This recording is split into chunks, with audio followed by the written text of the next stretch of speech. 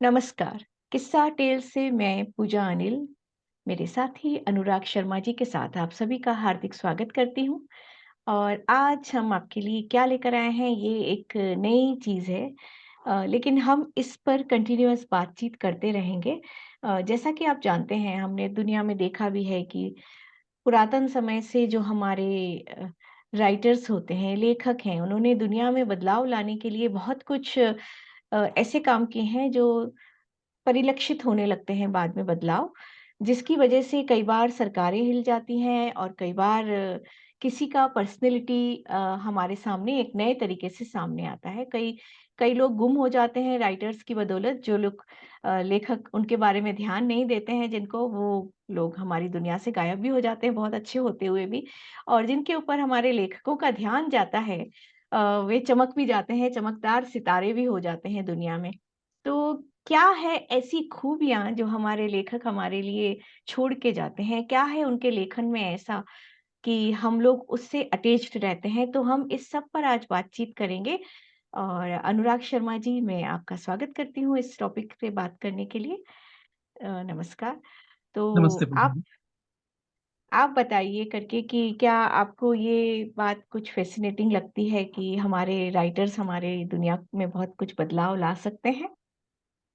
बिल्कुल, मुझे तो ऐसा लगता है बहुत सारे बदलाव लेखकों की वजह से आए हैं और उनके जो भी अभियान जिसको कह सकते हैं, उनके बहुत सारे अभियानों के मूल में किसी न किसी का लेखन, किसी का विचार, किसी का कथन, ऐसी चीज़ें रही हैं और ऑब्वियसली मनसा वाचा कर्मणा, बात मन में आती है, फिर वचन में आती है और उसके बाद वो कर्म में परिवर्तित होती है।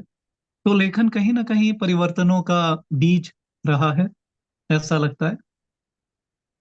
बिल्कुल, बिल्कुल। हमने ये जो बात शुरू की है, तो इसमें आप भी शामिल हैं। आप भी लेखक हैं, मैं भी लेखक हूँ। तो हम लिखते हैं कहानियाँ, कविताएँ, आलेख लिखते हैं, साक्षात्कार लेते हैं, उसको अ, लिखित में भेजते भी हैं कई छपने के लिए। तो बात मैं आपसे ही शुरू करती हूँ कि आप क्या लिखना पसंद करते हैं और क्यों? मैं तो कुछ भी लिख देता हूँ, वन लाइनर से लेके उपन्यास तक और हाइकू से लेके लंबी कविताओं तक। होता क्या है कि आप क्या कहना चाहते हैं, उसके लिए भी कई बार कौन-सी विधा सूट करती है, ये मैटर करता है। कुछ चीज़ें हम लोग एक लाइन में अच्छी तरह कह सकते हैं, कुछ चीज़ों के लिए पूरे उपन्यास की ज़रूरत पड़ती है। कुछ चीज़ें दिमाग में इस तरह घुमड़ती हैं कि बिल्कुल लयात्मक रूप में, गेय फॉर्म में आपके अपने आप गाने जैसी मुँह से निकलती हैं। तो मेरे ख़्याल से ये इस बात पे डिपेंड करता है कि आप जो कह रहे हैं उसका विषय क्या है, वो कितना जी, महत्वपूर्ण है, आप उसे कितना ज़्यादा स्थायित्व देना चाहते हैं।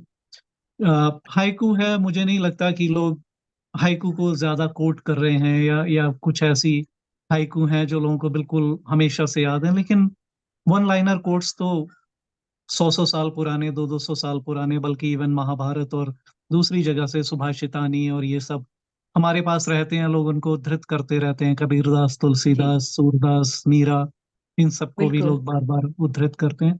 तो मुझे ऐसा लगता है कि बात भले ही छोटी हो लेकिन स्थायित्व उसमें कितना ये बहुत महत्वपूर्ण है और वो विचार पे डिपेंड करता है। अब आपका विचार क्षणिक हो सकता है तो ठीक है, वो क्षणिक है, उसने क्षणिक सौंदर्य या खुशी आपको दी और उसके बाद तिरोहित हो गया। लेकिन कुछ चीज़ें जो परिवर्तन की हम लोग बात कर रहे हैं, स्थायी परिवर्तन, वो फिर पत्थर की लकीर जैसा होना चाहिए। जी, बिल्कुल। जो सूक्तियों की आपने बात की, तो मुझे याद आया करके रवींद्रनाथ टैगोर की सूक्तियाँ भी जी, कहीं काफ़ी फ़ेमस रही हैं। और उसके अलावा मेरे पास, जहाँ यहाँ मैं स्पेन में रहती हूँ, तो एक एफ़ोरिज़्म करके विधा इसे कहा जाता है, जिसे हम हिंदी में सूक्ति कहते हैं। जी, वही यहाँ पर एफ़ोरिज़्म के नाम से जाना जाता है। और फ़िलहाल इस समय वर्तमान में लोग उसके ऊपर काफ़ी काम कर रहे हैं। सूक्तियाँ लिखते हैं कि सूक्तियों के ऊपर पूरी की पूरी किताब आधारित रहती है। और जी, आ रही हैं, मार्केट में बिकती हैं उनकी किताबें भी। तो मुझे लगता है सूक्ति भी एक ऐसी विधा है, जैसा आपने कहा कि लोगों को याद रह जाते हैं वन लाइनर। और जी। परिवर्तन के लिए वे काफ़ी सशक्त माध्यम भी कहे जा सकते हैं। और जैसा आपने कहा, कबीर जी की भी कुछ दोहों में से या सूक्तियों को उठा कर के लोग बात करते हैं। तो ये सारी चीज़ें कुछ याद हो आपको कोई सूक्ति तो मुझे बताइए या आप बताना चाहें कोई ऐसी सूक्ति जो काफ़ी महत्वपूर्ण रही हो, जो अचानक से आपके दिमाग में आ जाए, किसी भी समय आ जाती हो उठते-बैठते? जैसे तुलसीदास की कलम से कह सकते हैं कि सकल पदारथ हैं जगमाही, कर्महीन नर पावत नाहीं। दुनिया में सब कुछ है, रत्नों का भंडार है, रत्नाकर कहते हैं हम लोग, रत्न गर्भा पृथ्वी जी, को, सागर को। तो या जैसे वीर भोग्या वसुंधरा की जब बात होती है, वसुंधरा है। तो दुनिया में सब कुछ है, लेकिन जो कुछ नहीं करना चाहता उसके पास कुछ नहीं आता, ऐसे हैं। और वैसे तो मेरे अपने भी काफी वन लाइनर्स हैं, लेकिन इस समय एकदम से कोई चीज याद आ जाए, ये शायद जी, अपनी याददाश्त अभी उतनी तेज नहीं रही है। जी। एक दोहा भी कबीरदास की पंक्ति में से उनके दोहे में से एक पंक्ति काफ़ी कोट की जाती है जैसे अ, खजूर के पेड़ वाली जो पंक्ति है अ, ऊंचा भया तो का भया, जैसे पेड़ खजूर, पेड़ खजूर जी। पंछी को छाया नहीं, फल लागत अति दूर। कहती थी। जी, जी, इसे भी काफ़ी कोट किया जाता है ना जी, मुझे ऐसा ध्यान बिल्कुल, में आ रहा है। बिल्कुल, बिल्कुल। तो आपका जैसे विस्तृत इतना है फलक आप लिखते हैं बहुत जैसे आपने कहा सूक्तियों से वन लाइनर से लेकर के और बड़े-बड़े उपन्यास तक लिख लिए हैं आपने। तो एक क्वेश्चन ये भी आता है कि क्यों लिखते क्यों हैं आप? क्या है ऐसी बात जिसे लिखने की ज़रूरत पड़े? या ये बहुत ही महत्वपूर्ण सवाल है, और शायद सबके अपने-अपने अलग-अलग कारण हो सकते हैं, क्योंकि एक एक ही लाइन में उसको नहीं समेटा जा सकता। जी, मुझे तो बिल्कुल। यही लगता है कि लिखते हैं तो ज़िंदा हैं, ना लिखते तो मर जाते। कि बहुत बार ये ये जो भी विचार आपके मन में आते हैं, जो भी चीज़ें आती हैं, वो आप कहना चाहते हैं। अभिव्यक्ति मुझे लगता है कि एटलीस्ट मानव की बहुत ही मूलभूत आवश्यकता है। हम लोग सब कुछ ना कुछ कहना चाहते हैं, सबके पास कोई कहानी है। कोई नहीं तो कोई शिकायत ही हो सकती है, आपको दर्द हुआ, आप चिल्ला पड़े, ये भी एक अभिव्यक्ति है। और वो दर्द कितना गहरा है, वो समाज को किस तरह से प्रभावित कर सकता है, वो समाज की वास्तविक जो समस्याएँ हैं, उनके द्वारा उत्पन्न होता है, या वो आपके मन में काल्पनिक पीड़ा के द्वारा आता है। लेकिन जो भी है, मेरे ख्याल से पीड़ा की अनुभूति एक एक बहुत बड़ा कारण है, किसी भी तरह से। जो वियोगी होगा पहला कवि, या जो वाल्मीकि के बारे में कहते हैं, जो मानिषाद, तो जी। मेरे ख्याल से करुणा या दया या जो भी कहें, दुःख, ये सारे उसके कारण हो सकते हैं। और कहीं न कहीं वो हीलिंग प्रोसेस का भी हिस्सा हो सकता है, और वो उस परिवर्तन का भी, कि जहाँ आप रूट कॉज़ एनालिसिस करते हैं और ये कोशिश करते हैं कि समाज में जो भी बुराइयाँ हैं वो खत्म हों, और वो एक अच्छाई की तरफ, तमसो मा ज्योतिर्गमय का पथ ले। आप क्या कहती हैं इस जी। बारे में? जी, बिल्कुल, एक तो चीज़ जो है बहुत ही सर्टेन कही जा सकती है कि भावनात्मक अभिव्यक्ति लिखने से बेहतर और कोई नहीं हो सकती है। और ऐसे तो और भी विधाएँ हैं, चित्रकला है, नृत्य है, गायन है। लेकिन जी, लिखना जो है वो बहुत ऐसी अभिव्यक्ति है जो तुरंत आपको रिलीज़ करता है। जो भावनात्मक बातें आपके पास आती हैं या जिसके जीवन में आप जिस परिस्थिति से गुज़र रहे हैं, उसे अभिव्यक्त करने के लिए जो तुरंत एक माध्यम है, वो लिखना हो सकता है। और माध्यम ऐसा है सशक्त कि जैसा हमने कहा कि वो पूरी दुनिया में बदलाव लेके आ सकता है। तो मैं भी यही कहूँगी कि लिखने के लिए मेरे पास पहले-पहले मैं सोचती थी कि मैं केवल अपने लिए लिख रही हूँ। जब मैंने बहुत छोटी थी या लिखना शुरू किया था मेरी जब टीनेज थी, उस समय भी मैं ऐसा समझती थी कि मैं केवल अपने लिए लिख रही हूँ। लेकिन जैसे-जैसे उम्र बढ़ती गई मैंने महसूस किया कि बहुत सी चीज़ें जो मैंने लिखी हैं अपनी सोच के वे केवल मेरी नहीं हैं, दुनिया उसमें शामिल है। कई दर्द ऐसे थे जो मेरी कविताओं में झलक गए या कई परिस्थितियाँ ऐसी थी कहानियों में झलक रही थी। तो बहुत सारे लोगों ने उनसे अपने आप को बताया कि वे भी इन परिस्थितियों से गुज़रे हैं। तो हर जी, एक के पास जीवन की अपनी कहानियाँ होती हैं, तो कहीं न कहीं वे कहानियाँ दूसरों के साथ भी कुछ-कुछ समानता रख रही थी। 100% तो नहीं हो सकता है, लेकिन काफ़ी कुछ समानता होती है, तो लोग उससे अपने आप को जोड़ लेते हैं। तो भावनात्मक अभिव्यक्ति के लिए लिखना एक सशक्त माध्यम तो है ही और दूसरी बात ये है कि आप एक इतिहास रचते चलते हैं। मैं ये सोचती हूँ कि आप उस इतिहास को संग्रह कर देते हैं, ना सिर्फ़ आज के लिए बल्कि जब हज़ारों साल के बाद भी इस परिस्थिति को पढ़ा जाएगा, तो लोग इस चीज़ को समझ पाएँगे कि आज की तारीख में जीवन कैसा था। बिल्कुल, या तो मैं और लेखन समझती ने हूँ कई कि बार बड़े-बड़े परिवर्तन, जैसे आनंद मठ कृति को अगर लें तो स्वाधीनता संग्राम में उसका योगदान, या भगवत गीता को ही ले लें। मुझे नहीं लगता जी, कि भारतीय क्रांतिकारियों की अगर बात की जाए तो वो भगवत गीता के बिना अधूरी हो सकती है। गांधी जी जैसे अहिंसावादी से लेके जो जितने भी हमारे सचमुच के क्रांतिकारी थे, जिन्होंने वास्तव में अपनी जानें दी, फांसी पे चढ़े, गोलियां खाई या दूसरे बहुत सारे काम किए, जो कठिन कार्य था जमीन पे उतर के करने का, विरोध का, प्रतिरोध का, जी, गतिरोध जी, का, जी। वो सब किया। उन वो सारे के सारे एक किताब से प्रभावित थे। अगर एक कॉमन एलिमेंट देखा जाए तो भगवत गीता कहीं ना कहीं उनकी प्रेरक बनी। तो लेखन ने निश्चित रूप से बहुत सारे परिवर्तन किए हैं, बहुत सारे अन्याय को रोकने का काम किया है, अलग अलग जगह पे, अलग अलग रूप से। जी, बिल्कुल, भगवद गीता की बात आपने कही है, तो ये सोचना काफ़ी महत्वपूर्ण है कि मौखिक रूप से कही गई भगवद गीता को जब दुनिया के सामने लिखित रूप में लाया गया, तो सबके लिए उपलब्ध हो सकी वह। तो इसी तरह से जो कुछ भी आज हम सोचते हैं, जैसा हम समाज को देखना चाहते हैं या जैसा हम देख रहे हैं, उसको लिख लेने से काफ़ी कुछ परिवर्तन आगे संभव है और जैसा आपने कहा कि उस समय क्रांति जो थी भगवद गीता को पढ़ने की वजह से भी काफ़ी कुछ महत्वपूर्ण रहा। कर्म योग का जो सिद्धांत है भगवद गीता का, वो बहुत महत्वपूर्ण है कि हमें अपना कर्म तो करना चाहिए, लेकिन ये नहीं सोचना चाहिए करके कि उससे हमारे लिए सकारात्मक फल आएगा या नकारात्मक, लेकिन पूरी दुनिया के लिए एक सकारात्मक चीज़ आने वाली है। एक एक हम एक बहुत छोटी-सी एंटिटी हैं, बहुत छोटे इंडिविजुअल हैं हम। लेकिन बिल्कुल। परिवर्तन जो होते हैं वो दुनिया में बहुत बड़े स्केल पर होते हैं। तो अगर हम ये सोच के कर्म करेंगे कि हम केवल अपने लिए नहीं कर रहे हैं, बल्कि पूरी सृष्टि के लिए कर्म कर रहे हैं, जो कर्म हो रहा है, तो हम अपने आप को विशाल फलक के अनुसार कर्म करने के लिए सक्षम हो पाएँगे। बिल्कुल। जी। चलिए मैं आपसे कुछ और भी सवाल करना चाहती हूँ और भी आप भी चाहें तो मुझसे पूछ सकते हैं, ऐसी बात नहीं है। जी, जरूर जरूर। जी आज हमारी बातचीत इस तरह से है तो एक सवाल ये भी आता है कि कोई आपकी फेवरेट कोई कहानी हो कोई भी या जिसके बारे में आप बताना चाहते हो? जी जी, कहानियां तो बहुत सारी हैं और आई डोंट नो हम उनको कवर कर पाएंगे कि नहीं, लेकिन जैसे पिछले दिनों हम लोग हार की जीत की बात कर रहे थे, वो निश्चित रूप से उन पहली कहानियों में से एक है जिन्होंने मुझे बहुत प्रभावित किया था। प्रेमचंद की शूद्रा, जो इनफैक्ट भारत से जब गिरमिटिया मजदूरों को धोखा दे के ले जाया जाता था, उसके ऊपर पूरी कहानी है, भारत से मॉरिशस तक चलती है। वो एक बहुत अच्छी कहानी है। पिछले दिनों हम लोगों ने ये सारा कोरोना का जो भी हाल देखा, और लॉकडाउन, और तो मिलती जुलती परिस्थिति पे क्वारंटीन करके राजिंदर सिंह बेदी की कहानी है।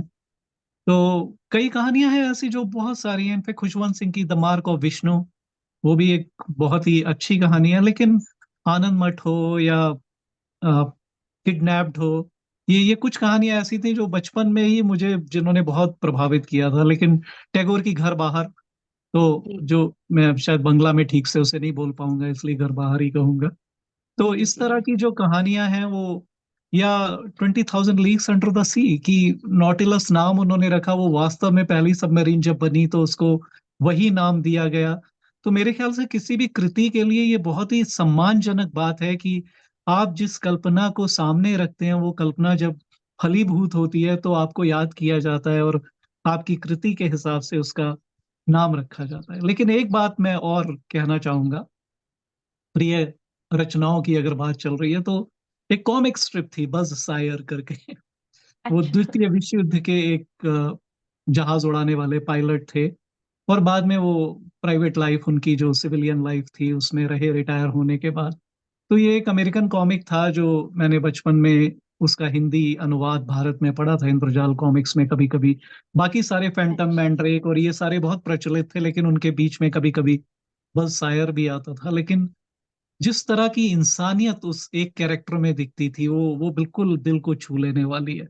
और वो बहुत ही सक्षम, बहुत साधारण दिखने वाला व्यक्ति है जो समाज में रहता है, जिसने पास्ट में बहुत बड़े बड़े काम किए हैं, लेकिन अभी वो किसी भी चीज से, जो गीता का डिटैचमेंट का सूत्र है कि आप निर्लिप्त होके रहते हैं, वैसे ही रहता है वो। निर्लिप्त ही है, और जी, सभी लोग जो आस-पास हैं वो दयालु हैं उनके। आई थिंक स्वीनी करके उनके एक मित्र थे साथ में, वो भी होते हैं, और बहुत सारी फ़नी सिचुएशंस, मज़ाक और ये सब चलता रहता है। तो उसका ज़िक्र भी मैं करना चाहूँगा, बज़ सायर। जी, मुझे लगता है मैंने पढ़ा है इसे या देखा है कहीं पर, लेकिन मुझे इस समय बिल्कुल याद नहीं आ रहा है। आप जो कह रहे हैं उसके अनुसार तो जी, मुझे लगता है और नाम से भी मुझे याद आ रहा है, लेकिन अब इसे वापस उठा कर के ढूँढ के पढ़ूँगी ज़रूर मैं। जी, बिल्कुल अच्छा, हमारे दर्शकों को मैं बता देना चाहूँगी कि अनुराग शर्मा ने अभी अ, हार की जीत कहानी का ज़िक्र किया, तो अगर आप देखना चाहें इसके बारे में कुछ बातचीत हमने की थी, तो इससे पहले वाले हमारे एपिसोड में आप किस्सा टेल के यूट्यूब चैनल पर ज़रूर देखिएगा। इसके बारे में हमने डिटेल में बातचीत की हुई है वहाँ पर। मुझे अभी रिसेंट स्टोरीज़ में एक मैंने कहानी पढ़ी थी पंकज सुबीर की अकाल में उत्सव। मुझे वो उनकी वो कृति काफ़ी आकर्षक लगी उस समय मुझे जो याद आ रही है अचानक से मुझे बहुत पसंद आई थी। और उसका ज़िक्र मैंने और भी कई प्लेटफ़ॉर्म्स पे कभी-कभी किया हुआ है कि अकाल में उत्सव एक किसान की कहानी है और किसान के साथ-साथ एक कलेक्टर जो होते हैं शहर के, उनकी कहानी है। तो अ, और इंटरेस्टिंगली उन्होंने उनका दोनों का नाम राम रखा हुआ है। जी, तो दोनों एक ऐसी परिस्थिति से जूझते हुए निकलते हैं कि अ, ऐसा लगता है कि शायद कभी किसान जीत जाएगा, कभी कलेक्टर जीत जाएँगे, लेकिन अंत में जब जाते हैं तो मैं बताऊँगी नहीं अंत कैसा होता है। तो अ, एक अनोखा एक छाप छोड़ के जाती है उनकी किताब। ये उपन्यास पढ़ने लायक किताब है और मुझे लगता है सभी को पढ़ना चाहिए। मुझे काफ़ी पसंद है ये। कंटेम्परेरी बुक्स में अकाल में थैंक यू। उत्सव। मैंने एक बार पंकज सुबीर से लगभग डेढ़ डेढ़ घंटे तक आई थिंक क्लब हाउस पे हम लोगों ने चर्चा की थी। तो जी, इसका ज़िक्र हुआ था और काफ़ी बात इस पे हुई थी, तो जो श्रोता सुनना चाहें, शायद ऑडियो रिकॉर्डिंग या पॉडकास्ट अभी भी अवेलेबल होगा। वो सुन जी, सकते हैं, अगर मिलेगा तो हम लोग इस वार्ता में नीचे उसका लिंक भी लगा देंगे। बिल्कुल। जी, बिल्कुल, ये बहुत अच्छा आइडिया है कि हम वहाँ पे किसी चीज़ को अपना उपलब्ध करा दें, तो श्रोताओं के लिए आसान हो जाएगा। जी। जी, आप बताइए और क्या बताना चाहते हैं? आज हम राइटर्स के बारे में क्या मैं तो इनफैक्ट बात आप पहले करेंगे? आपसे पूछना चाहता हूँ कि आपका फ़ेमस ऑथर आपका फ़ेवरेट ऑथर कौन है? जो फ़ेमस हो या नहीं हो, लेकिन आपका प्रिय लेखक, और क्यों है? उम, मैंने बहुत सी कहानियाँ जो हैं प्रेमचंद की पढ़ी हैं और देखा जाए तो रेडियो प्लेबैक इंडिया के साथ जुड़े रहते हुए प्रेमचंद की बहुत सी कहानियों से गुज़रना हुआ क्योंकि जैसा पूरा सीरीज़ उनके ऊपर किया गया, काफ़ी कहानियाँ उनके बारे में की गई, पढ़ी गई और उसके बाद जब हम मेंज़ा पे कर रहे थे हमारी पूरी टीम के साथ, तो जी, हम लोग प्रेमचंद की काफ़ी कहानियाँ पढ़ रहे थे और इसके अलावा पीयूष अग्रवाल के साथ कुछ कहानियाँ हम लोगों ने पढ़ी थी, तो प्रेमचंद की पूरी एक सीरीज़ वहाँ पर भी हमने की।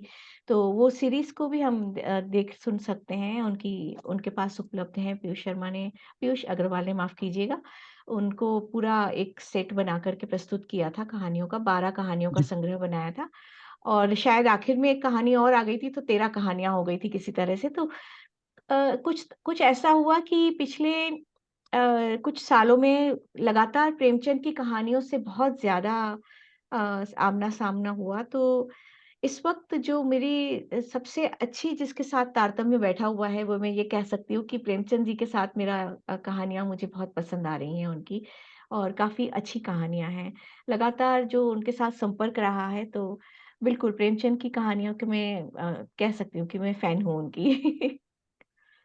परफेक्ट। या जी, जो संवेदनाएँ हैं, जो जिस तरह से उन्होंने समाज का चित्रण किया है, जो औरतों के बारे में उन्होंने बातें उठाई हैं, तो और गरीब जो हैं वहाँ, जो कि ज ज जो गरीब लोग हैं, जिस सिचुएशन से वो लोग गुज़रते हैं और किस तरह से अपने आप को बचाते हुए चलते हैं, किस तरह से अपने आप को ज़िंदगी के साथ जद्दोजहद करना चाहते हैं, जो उनके पास एक हम आज की तारीख में कहते हैं ना विल पावर है, संघर्ष करने के लिए, आगे बढ़ने के लिए, तो ये इतनी सॉफ्टली आता है प्रेमचंद की कहानियों में कि आपको कहीं कहीं पर भी ऐसा दबाव जैसा महसूस नहीं होता है कि आप बहुत पढ़ते समय कुछ एग्रेशन महसूस करें।